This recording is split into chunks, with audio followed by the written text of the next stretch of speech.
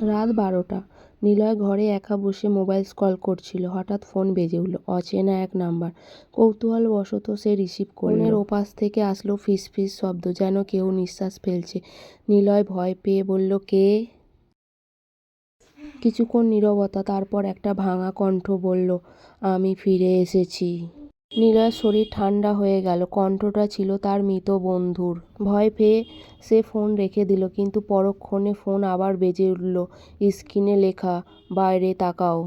হাত কাঁপতে কাঁপতে সে জানালার দিকে তাকালো। রাস্তায় ঝাপসা লাইটের নিচে একটা ছায়া মূর্তি দাঁড়িয়ে আছে। হঠাৎ করেই দরজা তীব্র শব্দ, যেন কেউ বেরিয়ে আসতে চাইছে। ঘরে মোমবাতি ঝাপসা হয়ে গেল। নিলয়ের মুখ দিয়ে বের হলো একমাত্র চিৎকার, তারপর সব নিঃশব্দ। পরের দিন সকালে নিলয়ের ঘর খালি পাওয়া গেল। শুধু তার ফোন পড়েছিল। স্ক্রিনে লেখা ছিল, তুমি পরবর্তী।